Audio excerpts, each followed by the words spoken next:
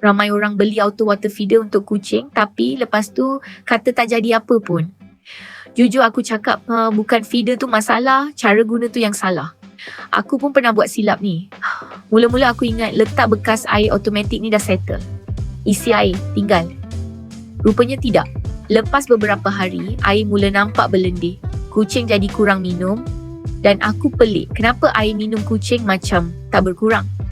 Kesilapan paling biasa, tak cuci feeder ikut jadual. Letak dekat tempat panas. Guna air terlalu lama tanpa tukar. Bila aku mula cuci feeder air kucing ni dengan betul, tukar air lebih kerap dan letak di tempat redup, baru aku nampak beza. Kucing jadi lebih rajin minum air dan aku pun kurang risau pasal dehidrasi, especially cuaca panas sekarang. Insight aku, auto water feeder bukan alat magic. Dia cuma bantu, tapi masih perlukan penjagaan. Kalau guna dengan betul, memang memudahkan. Kalau salah cara, mangkuk biasa lagi baik. So aku nak tanya korang, pernah tak alami benda sama? Korang cuci auto water feeder berapa kerap? Kalau korang guna feeder ni, save video ni, kesilapan kecil ni, ramai orang tak perasan.